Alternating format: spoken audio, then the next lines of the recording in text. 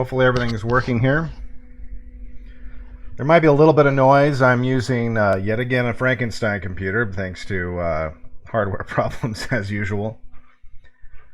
This one, I don't know. I haven't quite tracked it down yet. It seems to be, I think something's overheating that's causing the motherboard to shut off. But that's okay. I've got all my backup stuff still ready to go, so it hasn't really been too much of an issue. It's just right now I've got loud fans.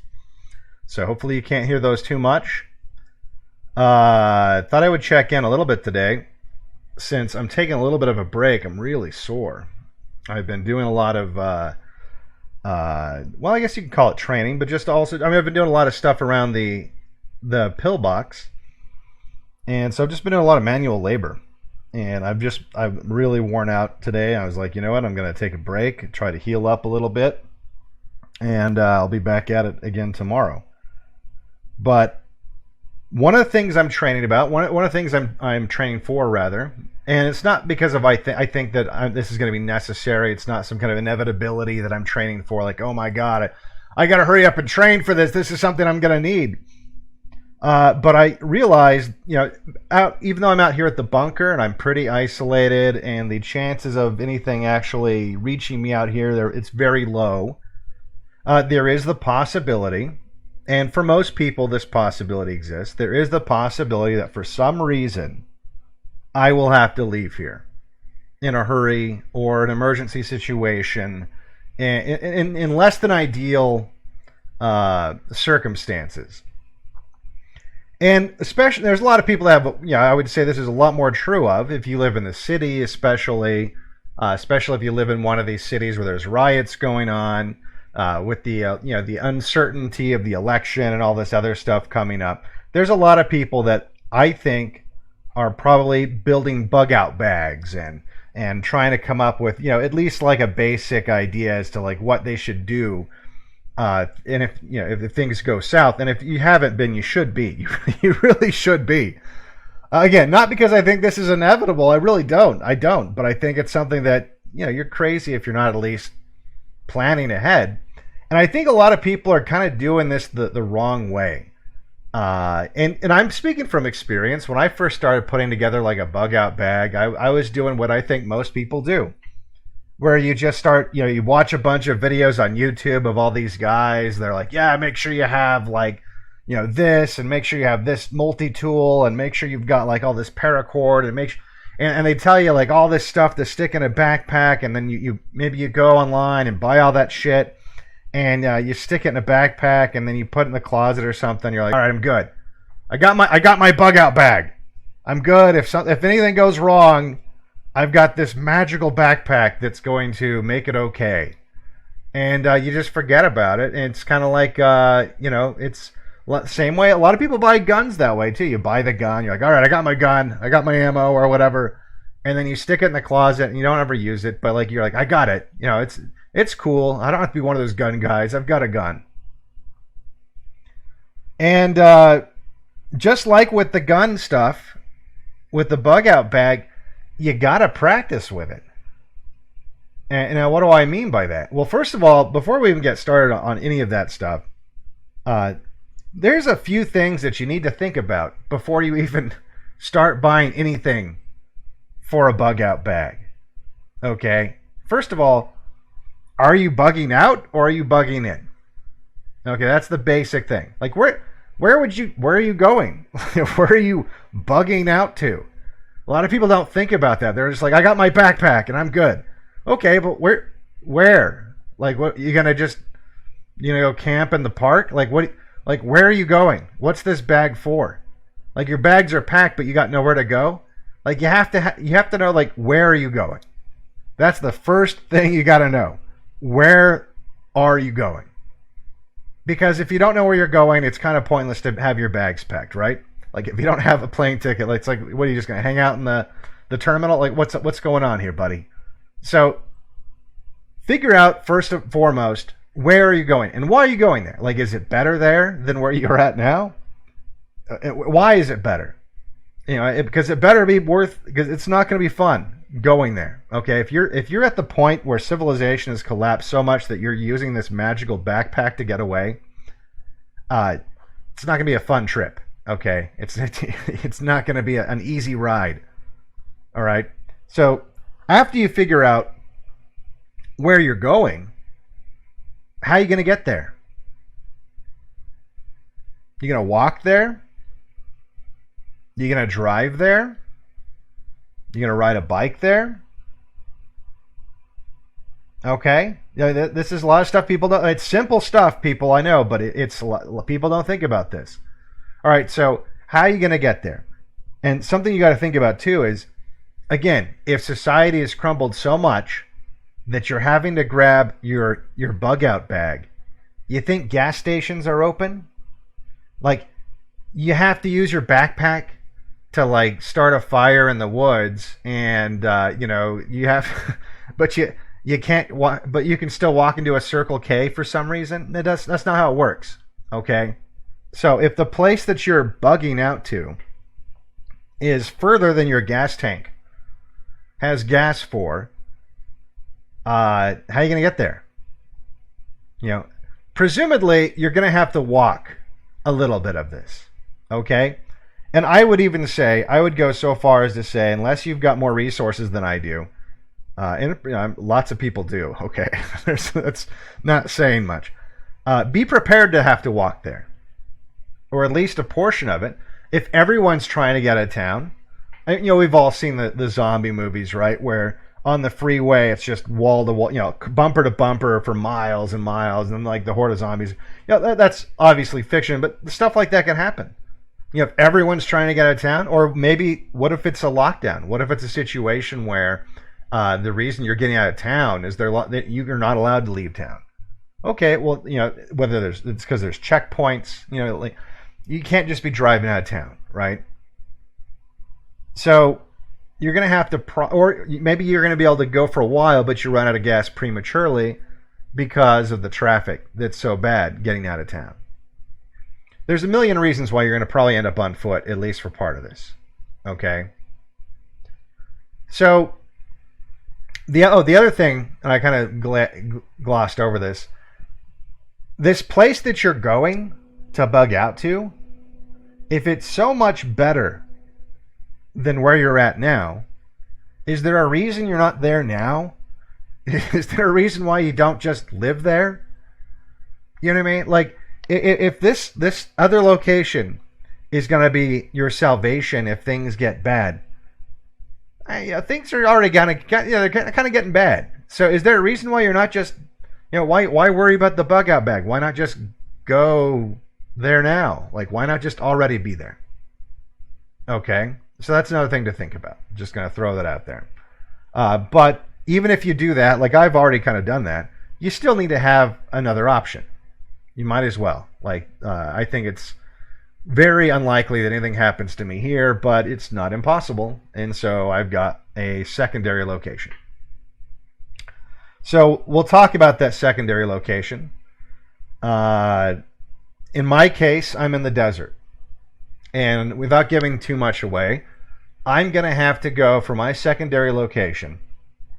I would have to travel, presumably on foot, for approximately 50, 60 miles through a desert that has very rocky, uneven, sometimes mountainous terrain with absolutely no water. Like, there's no rivers, there's no lakes.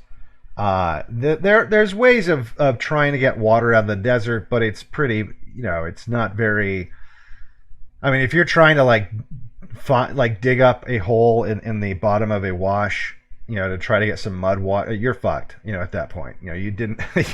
your plan has already gone bad. If you're trying to suck juice out of a cactus, which, by the way, that's mostly a myth. There's only a couple cactuses you can kind of do that with, and it ends up being not really that great. That if you're doing that, you're just trying not to die. Okay, that's the level. That's how far down you are on the priorities list. Like, if you're, oh my god, I guess it's time to cut open this cactus and suck it. You're just trying to stay alive at that point. That's not just, I'm walking through the desert to my new location and I'm gonna just casually grab this cactus and yum yum yum. No, that's not how it works. So for my particular situation, my geography, what I have to worry about is the lack of water. And everyone has to think about this. Like, let's talk about what are some of the things you got to think about. Well, you got to think about terrain, right? Is there a giant mountain between you and Plan B? Is there a giant? Is there an ocean? Is there a river? Is there a lake? What is it like? You're gonna have to look at a map, and go to Google Maps or whatever maps. Look at the satellite views, and really look at it and say, is there a way I could walk this? Because here's the other thing too. You're not going to want to be walking, even though you're walking, you're not going to want to be on the main road. You're going to have to look at, now you don't have to be too far off the road. You can use the road as a guide if that's what works for you. But you're not going to be wanting to walking along the side of the freeway. We'll get into evasion and stuff like that in a second. But look at the satellite view. Look at the terrain. Look at the obstacles, and think about that. Not just that, not just think about it, but ideally train for it. We'll get into that in a second too. The next thing you got to think about is weather. Okay, so for me, if something happened to where I had to do this 50 to 60 mile trek in like July, that is way harder to actually accomplish than if I had to do that trek in, say, November. Because if I'm doing that trek in July, I'm going to be traveling through parts of the desert during the day. Well, I'm probably not going to be traveling during the day, but there's going to be parts of the desert during the day. They're getting close to, it's going to be north of 120 degrees. And even at night, it's going to be, sometimes the low is 90. Okay? So even if I'm traveling, and this is what I would have to do, for me personally, and again, this is going to be different for everybody, but based on my geography, if I'm having to make that trek in July, I'm going to be moving during the night, and then I'm going to just be trying to find shelter from the sun all day, and because for my big thing is going to be water, right? I'm just going to be trying to conserve water as much as possible while I'm making this trek. And so for me, it's going to just be trying to stay cool, trying to stay out of the sun, and then moving at night when I can. Okay? So weather is a big deal. Because if I do the same trek in November, I don't have to do that. The weather's going to be actually pretty nice in November. And it'll be, you'll use up a lot less water, and it's not even going to get that cold at night just yet in November. There might be a couple freak cold nights, but nothing too crazy. But some of you might live somewhere up north where if you've got to move in January, that's like a life or death kind of a situation. What's going to kill you in where you are geographically? What weather-wise is going to... And remember this too, if you can't stay dry, you can get hypothermia. It can be 50 degrees outside, which isn't that cold. But if you're getting rained on and you can't stay dry and then night falls, you can still get hypothermia in 50 degrees. So you got to really think about, with your bug out bag, tackling the weather issue for your location. And the reason why you want to tailor all this stuff, and you're going to see this in a second, to your location is, if you just watch one of these videos where they go over the bug out bag and put all this crap in it and you're good to go, you're going to have a lot of stuff you don't need, which is going to weigh you down, and you're going to have a lot of stuff you're missing, which is going to maybe kill you. So this is why it has to be tailored specifically. It has to be a mission-specific loadout that you've got in your bag. It's got to be tailored exactly. There is no one-size-fits-all bug-out bag. You have to tailor it specifically to your situation. So not only do you have to worry about geography, terrain, or weather, you also have to think about animals. In my particular case, the animals I have to worry about are scorpions, rattlesnakes. Those are the kind of things that are going to kill me.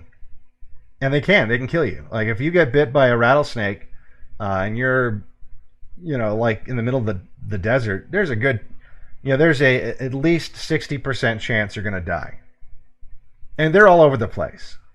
And so when I sleep, for example, during the day, I'm going to have to keep that. Okay, I can't just put a sleeping bag under a rock, in some shade, and then everything's going to be fine, because I'm going to be, snakes and scorpions are going to have full access to me. Now, a lot of these things, they don't come looking for you and stuff like that, but you're probably going to want, in my case, I'm going to want some kind of netting that keeps creepy crawlies off of me while I'm trying to sleep. Okay? And at night, when I'm traveling, especially if it's like in July, when these guys are out and about moving all over the place, that means I have to either have good night vision or some kind of lights. Or because if you walk around, and I walk around in the desert at night, there's snakes and scorpions all over the place. And all it takes is you step on one on accident. Like if you're just trying to go by moonlight, in the desert, that's possible to do if you stick to trails. But like if you're just stomping around through like weird terrain, these animals are built with camouflage. They're built to blend into their surroundings. And all it takes is not noticing a snake somewhere, and bam, you're dead. It's going to be different for other people. There's going to be some people, they've got bobcats, they've got cougars or bears or whatever you have. Look at the terrain that you're going to have to go through to get to your second location, and determine, are there any animal dangers? Are there any animals that are, or maybe it's ticks, maybe it's some bug that's going to get on you if you're traveling through tall grass or something like that. Maybe there's other snakes. There's, in the south, they've got copperheads. They've got, there's lots of other kinds of rattlesnakes. Most of North America has some kind of venomous something, right? It could be any number of things. And so you got to be prepared for that. And don't try to rely, like in the case of snakes, don't try to rely on those, oh, that's okay, I've got one of those snake venom kits, where I can just tie it off with the tourniquet, and then I can suction, the snake bite out, and I'm going to be okay. Those don't work.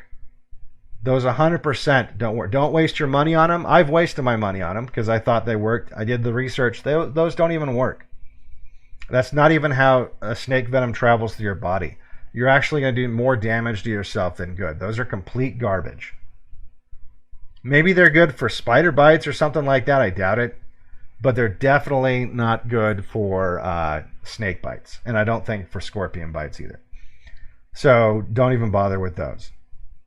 So think about animals. Think about animal dangers that are going to be between you and point B. The other thing you got to think about is just the sheer distance. Is that something you can do? Are you physically able to make that trip? I mean, if you're 100 pounds overweight and you just sit in front of your computer all day playing video games, do you really think you're going to be able to walk 100 miles or whatever it is that you have to do? And some of you might have to do longer. Carrying a giant rucksack full of stuff, that's not easy to do. That is not easy to do.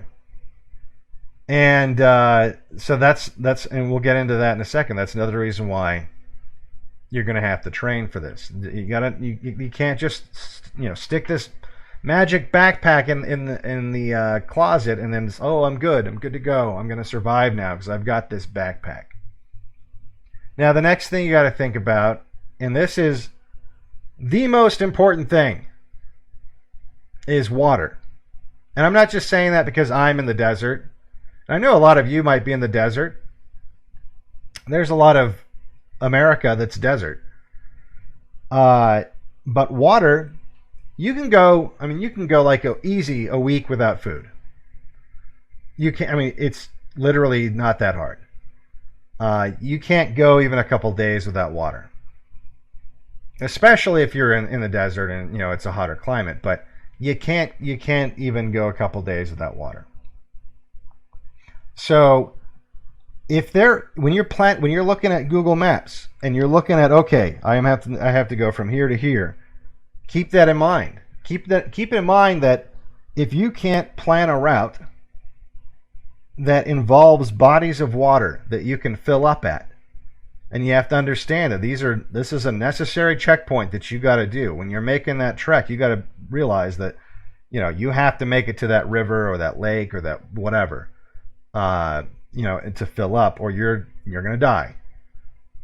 You have to make sure that you have these fill up points, and make sure you have the containers to accommodate that. And now people say that you need about a gallon of water every day, especially if you're walking 20 miles a day, or 20 miles a day, that you need about a gallon of water a day. Now you might be able to, some people are going to get away with less, and you might be able to get away with less if you ration it. It's not going to be very fun. You'll probably get dehydrated. But if this is an emergency situation and you end up having to drink half a gallon a day, you could probably still make it. There's people, in fact, that have been stranded in the Sahara Desert, which is super hot and dry, and they get away with just drinking a cup of water, because they're having to ration water, a cup of water a day. But they end up dying eventually. But you can get away with that for a little while. But just keep in mind, ideally, you want about a gallon of water a day. Now, that sounds like a lot, and it is a lot for if you're just sitting around all day playing computer games or whatever. But it's literally not a lot when you're marching 10 miles. And I know from experience you can get away with less. You could probably get away with drinking 2 quarts, like those military 2-quart canteens. You could drink 2 quarts a day, again, depending on how hot it is, how dry it is, that sort of a thing. But water is going to be the most important thing. So for me, my particular instance, I'm kind of screwed. That means that a lot of my pack has to be water, because there is no water. So for 50 to 60 miles, I have to carry all the water for that. So if you think about it this way, if I'm going 10 miles a day, which is more than doable, and I could probably I'm training to do more than that, but if I'm doing 10 miles a day and I have to have a gallon of water for every day, we're looking at, if it's 50 miles, I have to carry 5 to 6 gallons of water. That's heavy. For those of you who don't know, that's a lot of weight. I'm just going to look it up here real quick. Gallon of water weight. Yeah, so every gallon of water weighs 8.3 pounds. 8.3 pounds. So if I'm having to carry 5 gallons, that's 41 pounds. 41 pounds of water I'm going to have to carry with me. And that's no picnic. That is no picnic. That means my pack has to weigh a lot, because I can't just be carrying water. I have to carry other things too, and we'll get into those here in a second. But I have to carry about 40 pounds of water if I'm going to make that trek.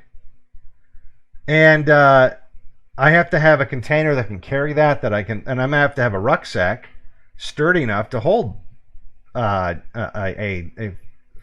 probably it's going to be I have a 7-gallon container that may or may not fill up all the way, or maybe you can mix and match it. Like I've got the 3 liter water bladders. I've got different canteens, so you could probably try to put some of it in your pack and some of it on your belt, some of it on the front. You can mix it up a little bit.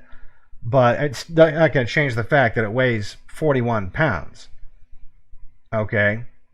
So that's something you got to think about, is if there's not places that you can fill up water, and you're going to have to carry it, and even if there is, you need to be able to purify that water. If there's a river between you and like a halfway point, let's say you're doing the same thing I'm doing, but there's a halfway point, right? So you don't have to carry 6 gallons of water. You can get away with 3, so you can drop that 41 pounds, drop it down to like 25, which makes it way more manageable, right? And then you can fill up again at the halfway point because there's this river. Okay, well that's cool and that works, but you got to be able to filter that like a 2.5 or 3 gallons of water. You're gonna have to have the ability to do that, and so you're gonna either have to be able to heat it up, have iodine tablets, have one of these filter systems, but you're gonna have to have some way of purifying that water. Okay, so now that you understand those basic obstacles that can come in the form of your geography, you need to plan the route. You need to actually write it down, like again, either on Google Maps or something. Plan, and that'll give you a chance, by the way, to actually measure it. You can do a measurement between point A and point B. A lot of times, you might think, oh, well, if I drive there, it's like 20 miles, right? Well, it might be 20 miles if you drive there, but it might be 30 miles if you have to walk there because there's all this shit you got to walk around or walk over and whatever. So while you're on Google Maps, you can go there, plot it all out, and try it out. And once you have that figured out, you have to ask yourself, are you physically fit enough to actually do that?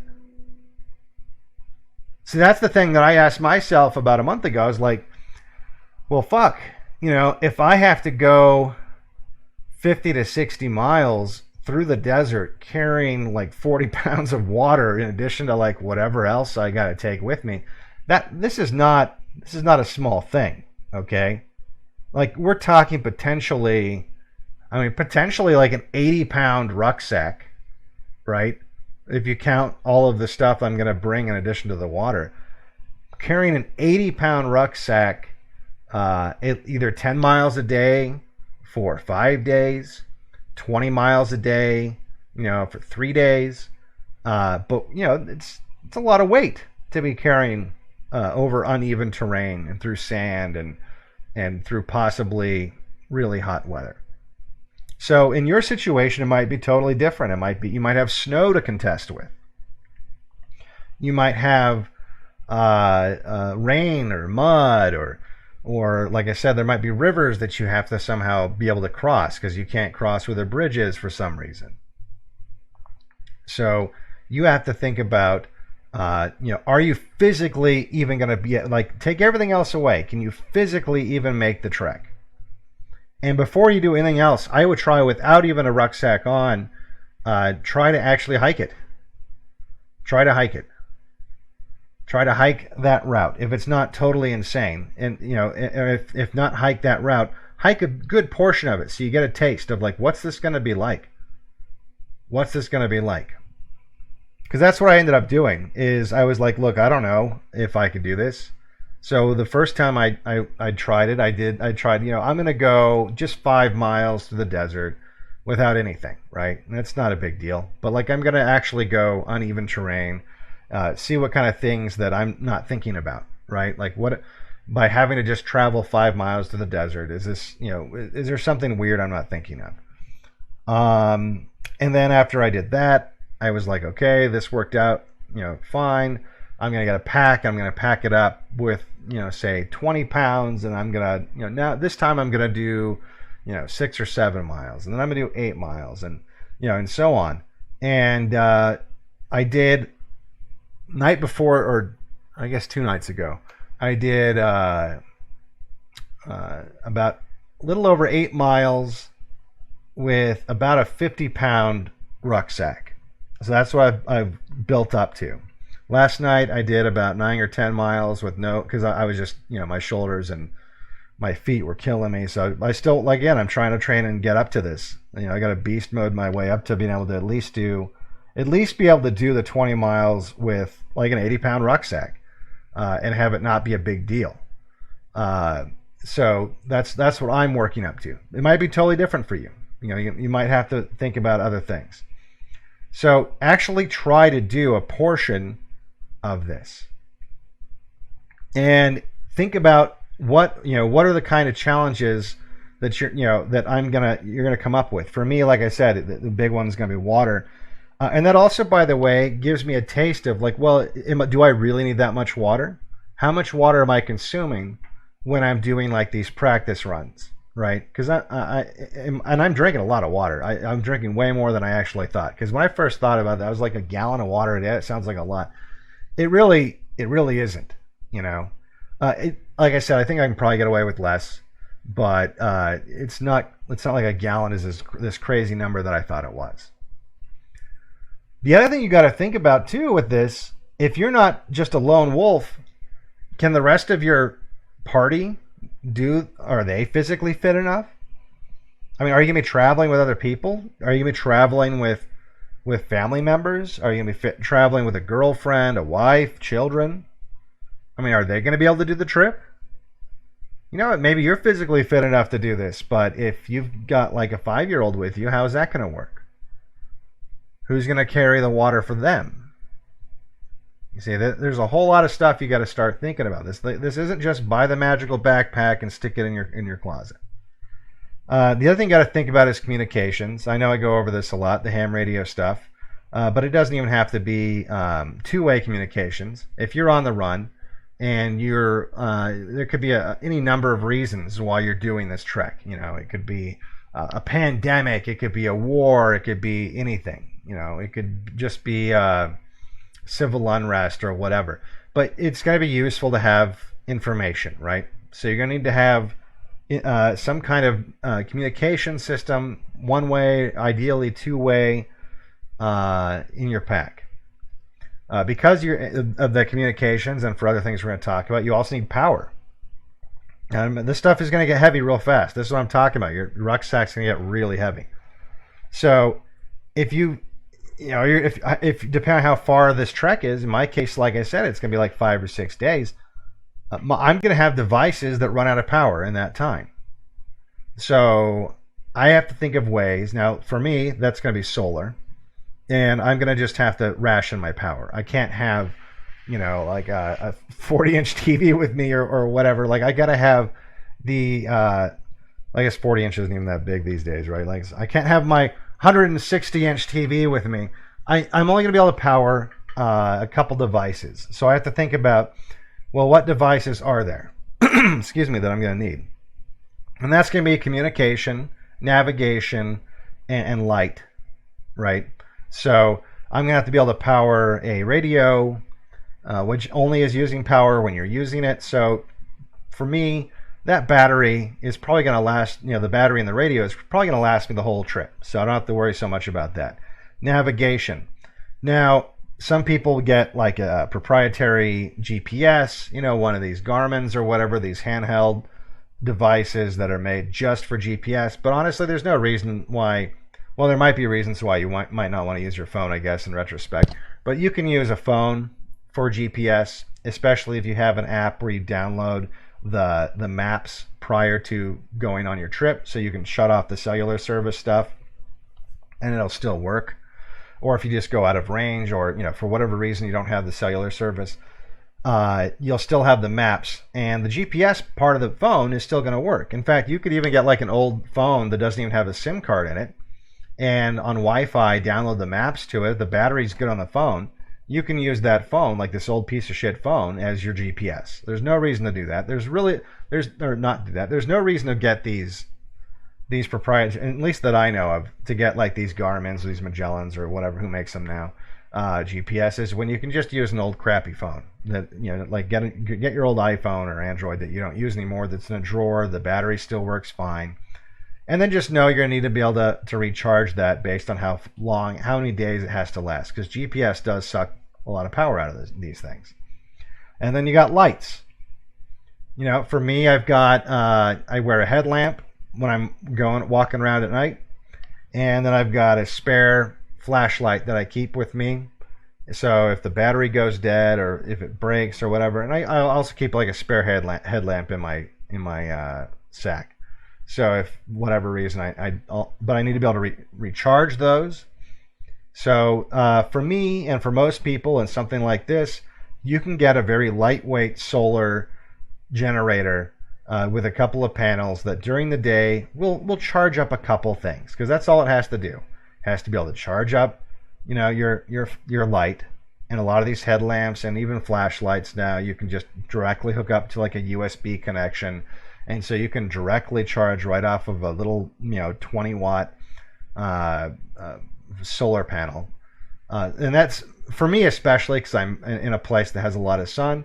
Now that might be something you have to think about. Okay, well I'm in a place in the winter and there's clouds all the it's snowing, that you're not going to be able to charge off solar if you're in a snowstorm or something like that. You're just not going to be able to do it. So you're going to have to ration your power or bring a lot of batteries, or think about that. Like you're going to have to use devices that use replaceable batteries. Like, okay, I can't recharge the batteries in these flashlights, so I got to bring a bunch of AA's with me or whatever. So that's the kind of thing that you're going to have to think about. I see a lot of people too with these bug out bags, these the shit hits the fan bags. They like to show off like, oh, I've got this fancy fire maker, this ferrite rod that I rub this metal. And I just keep thinking to myself, do you not know what a lighter is? There's no reason. And look, it's fine to have that as a backup. I got one as a backup, right? It's always going to work. But I've been camping a million times in my life, and I've never had a situation where a lighter didn't work. I've never been like, damn it, it's too cold for the lighter. You got to keep them dry. But even if you don't keep them dry, it's not that hard to dry them off. I've had lighters go through a washing machine, and they still work. Okay, and they're so cheap. Just buy like 1 billion lighters, and they're lightweight. Just stick them. Like have 4 or 5 of them in different parts of your pack. And again, you can have the backup ferrite rod or whatever the hell else stupid thing that people try to look at my fancy fire maker. Just use a damn lighter. Like if you need to have fire, use a damn lighter. There's no reason to not use a lighter. Now kindling, that makes a little more sense. Real easy to do. All you got to do is have Vaseline. Go get some Vaseline, get some cotton balls, and rub the Vaseline on the cotton balls and stick a bunch of those Vaseline coated cotton balls into a Ziploc bag.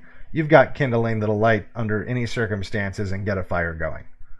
And it's super lightweight. Obviously, it's cotton balls, and so that's all you need for fire.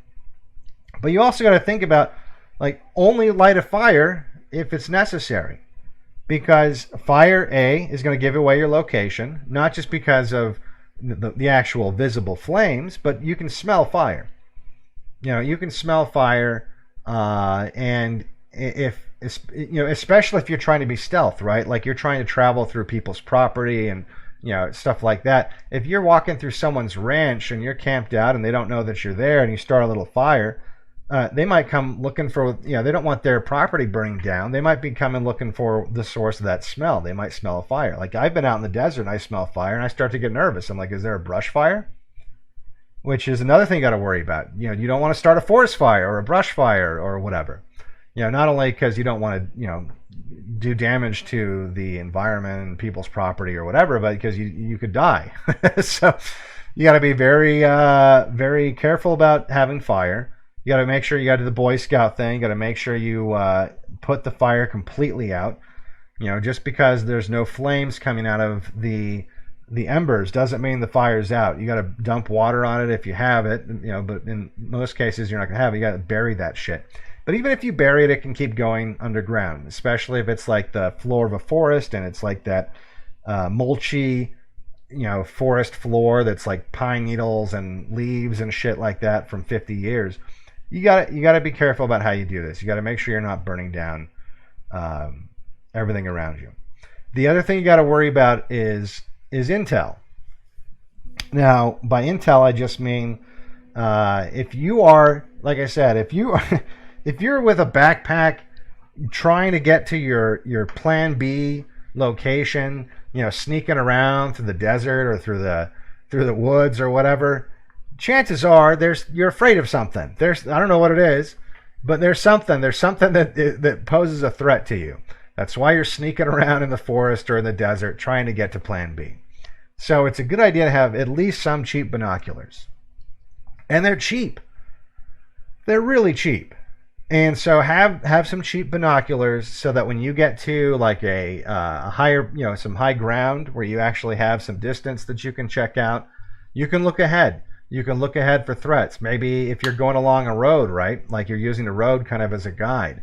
And you get to like a hill and you can look a couple miles down the road and you see, oh, look, there's like a checkpoint or whatever, you know, like maybe I got to go further away from the road in that area or you know, who knows? But you got to have some kind of cheap optics, some kind of binoculars. You also have to think about evasion. Because again, if you're worried about something, you're worried about something finding you, and you're walking around with a bright orange bug out bag. Like I've seen some of these bug out bags, and you're just like, why don't you just put like a glow in the dark target on your back? So if you're using a bug out bag, you probably don't want to be seen. You know, like you probably want to evade. And sometimes, by the way, this doesn't mean that there's drones hunting you down, or that there's law enforcement or zombies or something like that hunting you down. This just means that you need to have. This means that you don't want let's think of all the people who aren't prepared, right? You don't want anyone to see you. You don't want the farmer who owns the land that you're traveling through to see you. You don't want the guy who's also trying to get to his plan B, but didn't pack correctly, doesn't have the right stuff. You don't want to be seen. So you have to think about that. Whether it's having, and this will lead me to what I ended up doing. I'll just tell you what I did. So for my solution, I've always been a big fan of military surplus stuff, especially the newer stuff that's been used, that uses the lighter weight materials. When I was younger, I was never a fan of it looked cool, like the old Vietnam stuff or the old World War II stuff, the thick olive drab canvas stuff. Because it was indestructible. It was, really well built or whatever. But try hiking 5 or 6 miles with that shit, even just like the mess kit stuff. It's really great stainless steel and really heavy duty, and it'll last, it has lasted, already. It was my grandpa's or my dad's or whatever. It's lasted forever. And that stuff's still around. People still have that stuff. But it weighs a ton, right? Well, the newer stuff that uses the synthetic fibers and stuff like that, is actually pretty affordable. And you can get like a Molly rucksack using the old digital camo that they're phasing out. It's called UCP, although most people incorrectly call it ACU. But if you go on eBay, or if you just look on, there's a lot of surplus sites. There's army surplus stores in most towns that you can go to, and you pick up some of this stuff. And it doesn't have, for my environment, and this is the other thing too, you have to pick, if you're going to get old army surplus stuff, it's better to get camouflage patterns. They're going to work for your specific area. Now, a lot of people don't like the UCP digital camo stuff, the stuff that they've been using like in Afghanistan, and you know what I'm talking about, like the sage gray green looking stuff. And it's because it doesn't work very well, especially compared to other camouflage patterns in like a forest. If you're going to be traveling through a forest, there are better camouflage patterns. There is the forest patterns that when you think of camouflage, the very classic green, black, brown, blotchy pattern that that has been the pattern in America, and is the fashionable pattern to have since I think World War II is when they started developing that stuff. Woodland, I think it's called Woodland Camo. That stuff, first of all, it's cheap because it's not the cool new pattern, right? So if you live in a forest area, you can get woodland camo stuff. You can get the new camo, which is called OCP or multicam or scorpion, or there's a couple other names. And that looks like it would probably work actually in the desert as well. But it's the new uniform. It's like it's kind of like woodland camo, but it's got more tans and lighter colors in it. And it seems to work pretty well. My stuff, because of the price point, because of how cheap the digital camo stuff is, and because it actually works really well in the American Southwest and like in Nevada and in all the deserts in America, it actually works pretty well. And it's cheap. So that's what I decided to go with. I was like, you know what? I'm just going to get all of my stuff in this digital camo stuff. And if I ever have to move for some reason, then I'll know that, okay, I got to switch to like a Woodland Camo or multicam or something like that. But for my situation, that's what works. For your situation, you might need snow camo. I don't know. You know, if you're in some kind of snowy, if you're in the Arctic or if you're in Alaska or something like that, these are all things you got to think about. But you want to dress appropriately. You want to have your pack be a color that's going to blend in. And so what I ended up doing is I got the large Molly rucksack in UCP, and it's a big, I don't know how many liters it is, but it's a big, sturdy rucksack, and it was cheap. It was like $50, and this thing will last the rest of my life, easy. And so you can get one of those off eBay, or there's any number of websites you can find, and then you can get matching gear. You can get like a tent. You know, they've got tents that have that same camouflage pattern. You know, if you're going with Woodland Camo, like I said, Woodland Camo is usually pretty cheap, and you can find all kinds of stuff for Woodland Camo. You can find the same thing with multicam, the newer camo, but just try to be consistent too. I think that you know, because something you got to understand. One of the purposes of camouflage, right, is you're trying to break up from a distance. Like, there's no camouflage where you're going to put it on and people are going to walk right by you and be like, oh, I didn't see you. Like that, that's not going to happen. All right, it's not magic. What it's made for is from a distance, it breaks up your body shape, because the human mind can recognize the silhouette of a person really easily. And you know, we've evolved to recognize silhouettes. I mean, just think about it. Like, there's not a person in the world that looks at a bathroom sign, like the guy that's on the bathroom sign, that doesn't know what that is, like automatically. Like, babies look at that and know what that is.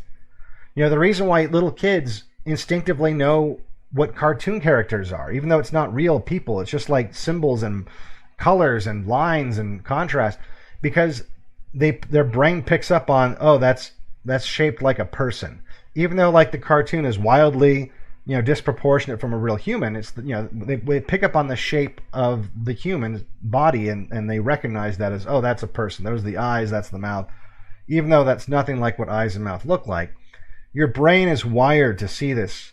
So all camouflage is designed to do is to break up that shape. So if you start mixing and matching different kinds of camouflages, so if you've got like your rucksack is one kind of camouflage, and your pants are another, and your shirt is another, and your hat's another, or whatever, you're creating distinct lines in your shape. Whereas if everything you're wearing is all the same pattern, it's more likely that it'll blend together as one blob from a distance. Because what ends up happening too when you go far enough away, especially with like this digital camo, it's not like from 200 yards you can actually see those little dots, right? And at a certain distance, the brain kind of blends in all those little dots as like a color. You know, it's like if you were to average, like in Photoshop, zoom into an image with all these pixels and then just get the average of all the different pixels, and get like some blend of all those colors. And that's what it looks like when you go far enough away. It's kind of like a painting. If you look at a painting really close up, you're going to see all these individual brush strokes. But from a distance, it looks like a photo. Some of these paintings, they're very, very realistic. You don't see any of those brush strokes at all. Your brain kind of just puts it all together, right? Well, camouflage is kind of trying to do the opposite. Where up close you see all these little lines, these dots, or whatever, these little shapes, but from a distance it kind of just creates this blur that you're not, that your brain can't put together. So if those blurs are different colors, so your leg is one color of a blur and your torso is another and your head's another, the brain's gonna be able to pick that up and be like, oh, that's a person. And so you want to try to go with one pattern for all of your stuff is what I'm getting at. And hopefully that makes sense. Now, another thing you got to think about, and this is for like what we talked about earlier with, if you're driving to this location B, and you're going to run out of gas because there's no gas station, or you're walking to location B and you're going to run out of water because there's no water. Okay, well, one option to think about that doesn't involve you carrying an 80-pound rucksack like what I'm talking about is you can have a stash.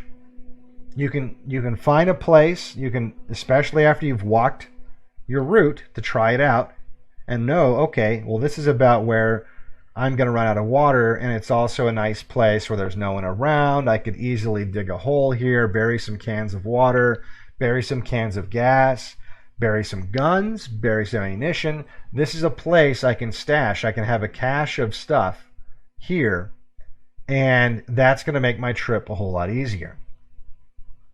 So that is something that if you have the ability to do that, and by the way, I'm not saying you have to own the land that you're doing this on, you know what I mean? I'm just don't forget where that's at. Make sure you have the GPS coordinates, and make sure you hide it well enough to where you need those GPS coordinates to find it. But that's definitely a strategy that you can take. Why carry all this stuff if you have the ability to actually stash this stuff? Or if you're in a vehicle, this might make it so that you're able to stay in that vehicle longer. Maybe you have the ability to, maybe there's like a rest stop, 200 miles out of town, right about when you should probably be getting more gas. There's this rest stop in the middle of nowhere, and you can bury a couple jerry cans full of gas out in the back. Now the reason why this is a little less practical for gas is gas goes bad. So there's a ticking clock on that. This is the kind of thing you'd almost have to have some foreknowledge of when this shit's going to happen. And maybe you will. Maybe you'll have the ability to know at least roughly when it's going to happen. Or maybe you're autistic enough to where you'll go out and change out the bad gas every, I don't know how long it lasts. It's not very long though. That's the thing is, I think it would be like a year tops that you'd get out of that. You need to use that gas up pretty quick. So maybe it's something like that where you could do that. But certainly with water will last forever. As long as you pack it and seal it, weatherproof it and put it underground where critters and weather and water isn't going to get into it. And there's lots of ways of doing that pretty easily. So water, it's very practical to do this. Ammunition, it's really very practical to do this. Guns, it's really practical to do this. Even with food, it's very practical to do this. So having a stash somewhere between you and and location B, or several stashes, depending on how far you have to go, that might be the way to go. That might solve some of these problems we've talked about having to haul 1 million pounds with you on foot. But again, you're going to still have to walk that trail. You're going to have to walk that route. You're going to have to know, okay, is it even practical for me to plant something here? You're going to have to know that location. So, either way, you're not going to get away from having to walk that, which is what I'm going to do. The reason why I'm training to do this, I'm literally going to do that. I'm going to do my 50 to 60 mile walk to location B with a rucksack and hopefully not die. So I think I'll be fine. I just want to make it to where I don't want it to be like this big deal, so I'm trying to get in shape for it as much as possible before I go and do it. Speaking of evasion, and this is kind of a pie in the sky kind of a thing. This isn't too necessary. It might be something that you could pack into one of these stashes, actually. But a lot of people, I've noticed, when you talk about one of these scenarios, they always talk about like, oh yeah, well, good luck with that because the government, they've got drones, and all they have to do is put drones up in the sky, and they'll be able to drone you because they can see your heat signature or whatever. And they've got thermal, so it's real easy for them to find. And so, let's see here. Is my thing frozen up? I think this might be frozen up. Hopefully it's not frozen up. Hopefully it works on the replay if it's frozen up. It looks kind of frozen up here. Yeah, I'm just looking at some comments now here. Yeah, I am in better shape than Carl, but I'm not in great shape at all. Doing this training has been real. I've been getting in much better shape because of the training. I've dropped quite a few pounds, still got quite a few to go, and I just feel a lot better, and my legs are my calves are getting all fucking ripped, or I'm getting all. I got to work my shoulders up. Apparently, I got to start working my upper body, which is something I don't typically. I mean, I do manual labor around the place, but I don't lift, and that's probably something I should be doing. Okay, so here we go. The next thing, I was talking about thermal protection with the drones. So, if you've got drones looking for you, the way that they spot you is the thermal stuff, right? That is defeatable. It's actually fairly easily defeatable. Not convenient, but it is fairly easy to do. Now, I'll give you the short version of how to do it, and you can play around and try to do this stuff at home because it's cheap to do it. You could essentially, the way that you do it is you could have, there's something called radiant barrier. It's basically just like Mylar, like those emergency blankets. The shiny surfaces. Now, the drones can't see through that stuff because it reflects heat. But it's not enough to just put a space blanket on and then think that you're going to be fine. Because eventually you will heat up the space blanket, and eventually you will create a heat signature. Now, the way to get around it is you insulate yourself. So you have one layer, the inner layer of this, either it's a blanket that you could make, or like a ghillie suit you could make, but you have to make some kind of barrier that would be like this, where the first layer, the layer closest to you, is this Mylar stuff, or radiant barrier. You can get radiant barrier. In fact, you can get rolls of radiant barrier that have a little bit of insulation on them, which would be even better. But this will reflect your body heat back to you. Now, the drawback of that is, of course, if it's in the summer, this could pose some problems. But the next layer is you want a layer of insulation. It doesn't have to be super thick. It just has to be, a little kind of thick enough. Like I'd say you could even go with like something that's like a half-inch thick.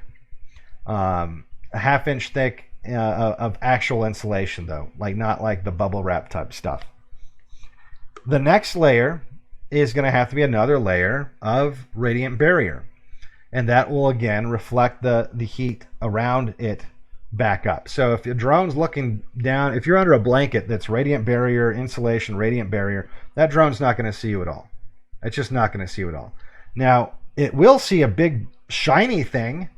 So visually, it's not good, right? Because you're just this giant mirror in the forest or desert or wherever.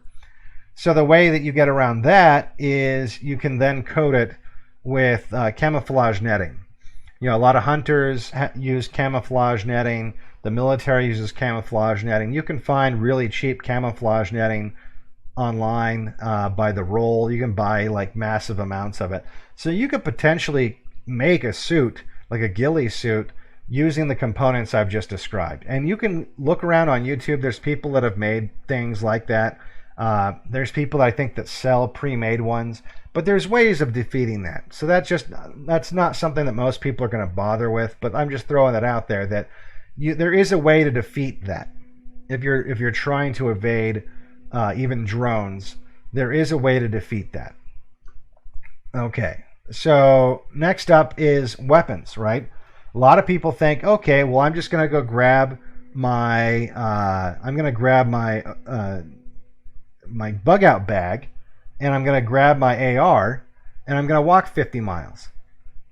Okay, well, it's one thing, like it sucks to have a rucksack that's like 50, 60 or plus pounds and going 50 miles, but it sucks even more if you've got a gun strapped to the front of you. Like, first of all, that doesn't weigh nothing. And, are you going to be carrying it the whole way? Do you have a strap for it? You're going to have to get a strap for it. You have to get a strap for it that's convenient. and you're gonna have to be able, and you have to practice moving around with it, and you're gonna figure out what kind. There's the 2-point, 3-point, 1-point. I have a 2-point, and everyone likes something a little bit different, right? But is it even worth, is it going to be worth it to have a rifle? Do you need a rifle? What's the scenario? Do you need a full-blown rifle to make this trip that you're going to do? Is it better maybe to have the rifles at the place you're going, and all you have is a pistol? I mean, are you really going to have to get into a gunfight that requires swapping out clips? Like you're going to have some flick vest with a bunch of magazines in it. I don't think that's the I don't think that's bugging out at that point. So you got to think about that. Is it better? Is it smarter maybe to have your rifle at this other location, or have a rifle at the other location and a rifle at your location now, and have multiple? Is it going to be worth it to drag that thing with you? Also, think of it this way: if someone sees you and you're walking around with a giant AR or whatever whatever you have, you just went from like weird guy in the forest to scary gun guy in the forest. You have just, so if you are now spotted, your threat level to whoever spotted you just went off the charts. You're no longer like, oh, I wonder what that guy's doing. Now it's like, what the fuck? That guy's got a gun. So you got to think about that. So that's just, and ammunition as well. Like you got to wonder, okay, how much ammunition do I have to take with me? You probably don't need a bunch. I mean, this is just to get from point A to point B. You're not going to be getting into some huge firefights. So many people want to take all this. It's like they want to be Rambo. They think that they're going to be in like a video game where they're constantly reloading and getting more ammo and getting ammo boxes and stuff like that, and just running around like a first-person shooter, headshotting people. Like, I can't imagine. Like, if you're in that situation, you're not bugging out anymore. That's not bugging out. That's combat. Okay? So you got to think about that. Another thing you have to think about is first aid kits. Now, a lot of people will buy these first aid kits, these survivalist first aid kits. They'll throw it in their oh shit bag, and they're like, okay, I got first aid kit. Again, open it up. Look and see what it's got in there. A lot of these don't have a lot in there. Some of these are just basically a bunch of Band-Aids. And not only should you know what's in there, you should know how to use what's in there. This is one of my weak points. I don't know how to do a lot of, I can't do like minor surgery. I could probably figure out how to do stitches or something like that. There's some stuff that you could probably figure out, but this is the kind of thing, once again, it requires practice. You're not going to just be able to do it awesomely right out the gate. And so if you do get hurt, are you just going to be sitting there like you're going to unzip your first aid kit for the first time ever, while you're laying there on the ground injured, and then just be looking at like, now you either discover, oh, I don't even have what I needed in here, or maybe there is, but you don't even know if it is because you don't know how to use it. This is the kind of stuff you have to know now already.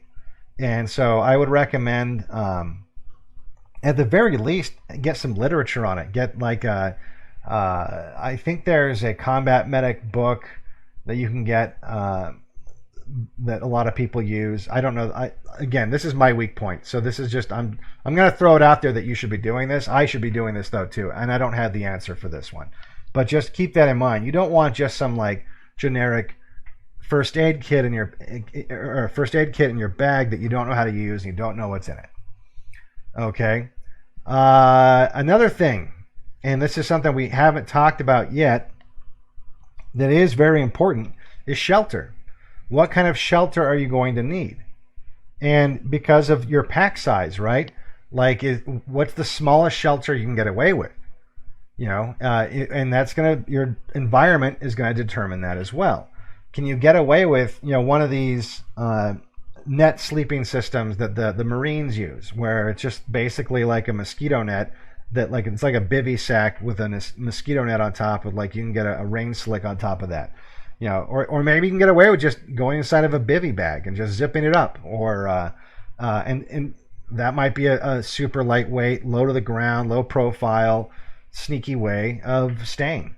You don't want to be sitting there putting up some giant ass tent. And that's the other thing too. If you have a tent that's made for campers, it's not made for military. It's bright orange or bright blue. In addition to that being super visible to, you know, from the road or from wherever else, from the sky, it's going to glow up like a jack-o'-lantern. Like if you at night you're like, oh, I'm so tired, I'm going to finally crash out and get in my tent. I guess I'll read this book. And you turn on a light, you're glowing. You're a bright orange glowing thing in the forest that everyone's going to see. Now there's one of the tents that's Army surplus that you can sometimes pick up pretty cheap. I actually got one of these. They're a little heavy, and that's the downside to a lot of this military stuff. Is it's still like it's not as heavy as that really old stuff, but it's still, because it's built to last a lifetime. It's built to survive war, not survive a camping trip, right? So it's heavier duty than the camping stuff, which is a blessing and a curse.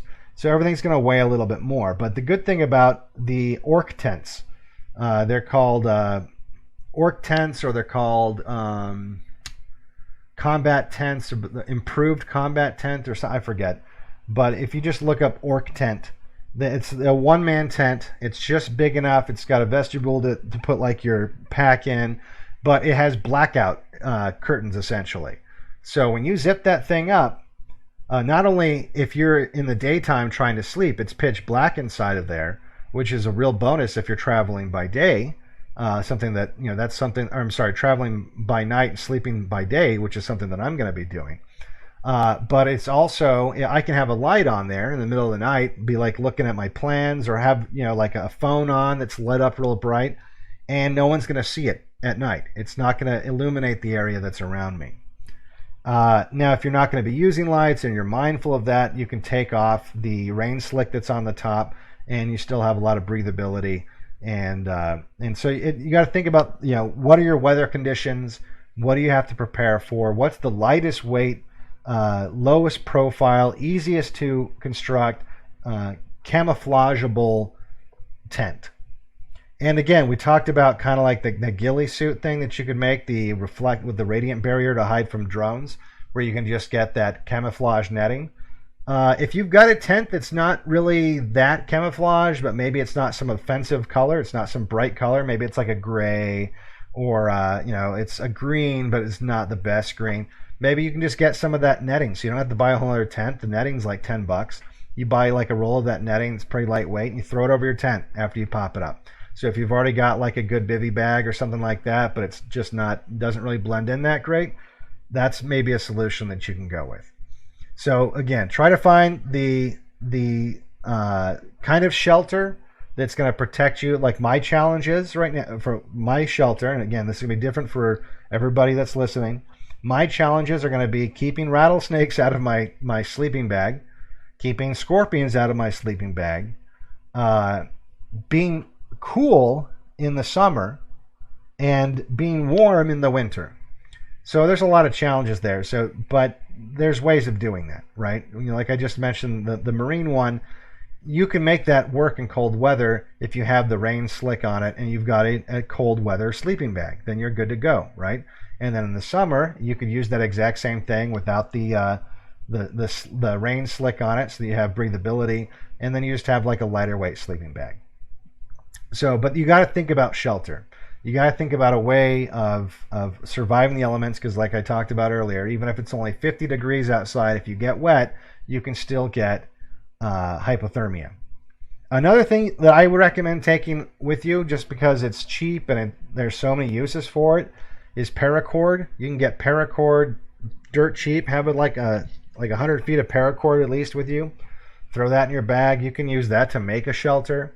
If for some reason you don't have a shelter, or and by the way, if you're going to be traveling through an environment like the woods, and you prefer to build your own shelter, it's doable. Depending on what the weather is going to be like, it's doable with some rope. You could. For me, it's not really doable. In the desert, what am I going to do? Like dig a hole in the sand or something like that? I'm going to need a shelter. But there might be some people live in environments that they feel confident doing that. It depends on how good you are at bushcraft and all that stuff. But that's obviously a very important part of this is the shelter.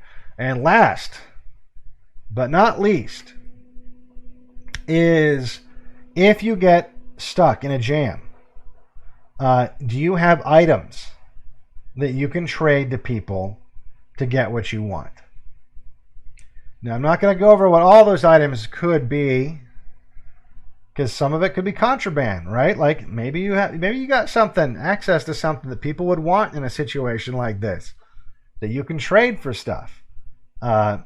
Maybe you got, and then you could say, well, I'll have cash with me. Well, is cash going to be the best option?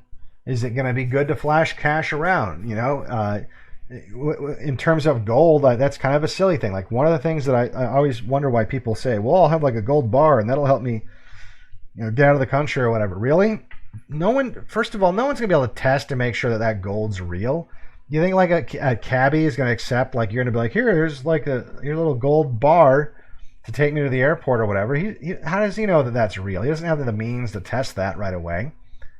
And I guess that could be an option. Maybe one of these things you can buy cheap or fake gold bars, and that are somewhat convincing. I mean, at least you could. I don't know if you used to be able to go on the dark web and buy like legit looking gold bars, but they were just lead, or I don't know what they were, but they were gold plated even. Like they were real, as legit as you can get without them being real. And if I guess under any kind of scrutiny you could figure it out. But if that could be one option, maybe you have something like that you could use, and it's not really worth anything, but you can trade it to get it. But think of things like what do I have access to that people would want, that I could trade if I get in a bind and I need access to something. Another thing to think about, and this is just like as I'm wrapping up here, that I just thought of, a lot of people, because you're bugging out doesn't mean your phone isn't going to be working. It doesn't mean the phone lines are going to be down. They might be up. Very good chance they will be up. But if something happens to your phone, a lot of us don't memorize our friends' phone numbers anymore. That used to be what you did, or you as soon as speed dial came out, that stopped happening. But now, I mean, I don't even know the area codes of my friends' phone numbers, right? No one does. I just scroll through my contacts and tap their name. Well, if something happens to your phone, how are you going to contact those people? So I would also include in your bug out bag a physical copy of documents, including phone numbers, but other documents too. I would make a photocopy of your driver's license, things like that. Photocopy a bunch of stuff, a bunch of documents that you would need, maps, and just stick them in a little folder and have that in your bug out bag, just so you have that kind of information with you. Especially a map of your route, right? So if you're going to have to rely, like if something happens to your GPS and now you're relying on a compass, to get around, and you don't have a map, good luck with that, right? You're going to at least have to have a map. And so try to have a physical map of your route. And if you actually do a practice run and go through the route, take pictures of landmarks that you see, and print those out and keep that with your map, so that if you're not very good at reading maps and you kind of get lost and I'm looking for this rock that looks like a fish, then you have a picture of it and you're like, oh yeah, there it is, that's that rock I was looking for, or whatever, right? Maybe there's like a water tower, or some landmark that's going to lead you to know that you're on the right path and that sort of a thing. So anyway, that's just a bunch of stuff I was thinking about, because I myself was building out my I actually have a couple different versions of it, but my oh shit bags, and I just started realizing that a lot of people, they watch these videos and they just buy whatever these guys say. They don't do any planning, and I was starting to fall for that myself, because I was like, oh yeah, I'll be fine, and then I realized, no, you won't. Like, how are you going to be fine?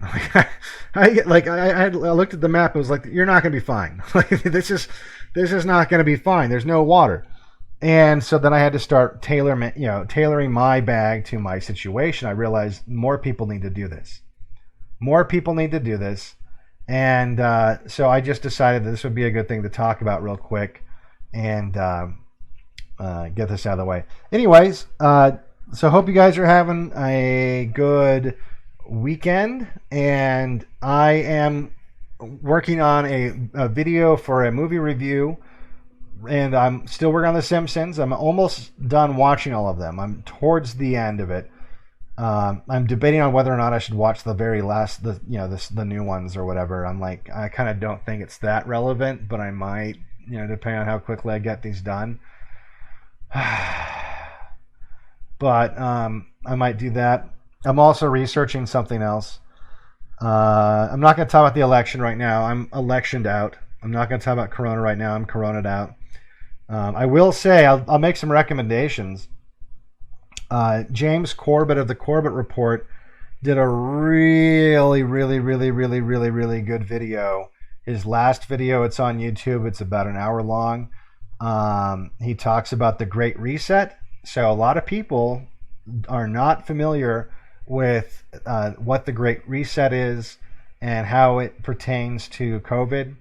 And I think it would be very important for anyone, really anyone that hasn't seen it, to watch that video. It came out recently. I think it's his most recent video, but he really covers a lot of ground. His channel's great. I would say look into that. That's going to really fill you in on a lot of these things that don't make sense about what's going on with COVID and stuff like that. Will start to make a little more sense. And then also another good channel, just in general, is Computing Forever. Dave Cullen has he's coming from an Irishman's perspective, because Ireland has different things going on than America, but I mean pretty much the entire West is under a very similar situation, and he makes some really good research and makes some really good arguments that are in line with what James Corbett is saying and has been saying for over a decade, by the way. So this isn't like, a lot of these people have been predicting this kind of a thing happening a long time. And it might make you realize the importance of having preparations for the future. So I would say I definitely recommend checking those out. Subscribe to me over on Telegram, and I'll post these links on Telegram. Subscribe to me over on Telegram, and it's just at BlackPilled. And also check out the BitChute channel. I know there's been a whole lot of bannings on YouTube, and I suspect that I'm not going to survive there forever. So make sure you subscribe over on BitChute, where I'll also post this replay, provided that it recorded just fine and everything. I should have recorded it locally. I just forgot to do that. And also, if you're not subscribed to DLive here already, make sure you do that. And yeah, so that's pretty much it, everybody. And so I'll thank you everyone for checking in. And for BlackPilled, as always, I'm Devin Stack.